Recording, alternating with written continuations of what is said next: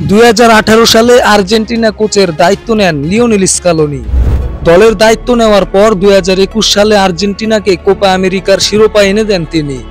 এরপর 36 বছরের খরা কাটিয়ে কাতার বিশ্বকাপে আর্জেন্টিনাকে সোনালী ট্রফি জেতান 45 বছর বয়সী এই কোচ।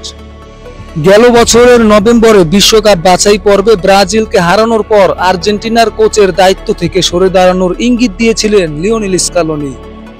এরপর থেকে শোনা গেছে নানা গুঞ্জন। 2026 সাল পর্যন্ত আর্জেন্টিনার সঙ্গে চুক্তি থাকলেও স্কালোনি সে পর্যন্ত দায়িত্ব পালন করবেন কিনা সেটি ছিল অনিশ্চিত। চলতি বছরের কোপা আমেরিকার আগেই স্কালোনি দায়িত্ব ছাড়বেন এমন গুঞ্জনও উঠেছিল। তবে সেই গুঞ্জন উড়িয়ে দিয়েছে আর্জেন্টিনার সংবাদ মাধ্যম TYC স্পোর্টস। তারা জানিয়েছে অন্তত কোপা আমেরিকা শেষ হওয়ার আগ পর্যন্ত আর্জেন্টিনার কোচের দায়িত্ব পালন করবেন স্কালোনি।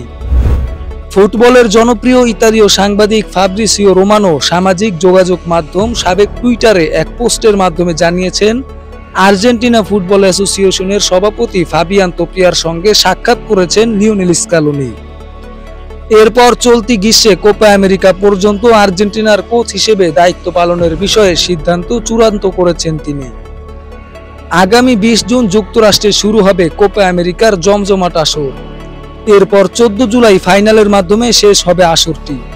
আর্জেন্টিনা কোপা আমেরিকার বর্তমান চ্যাম্পিয়ন।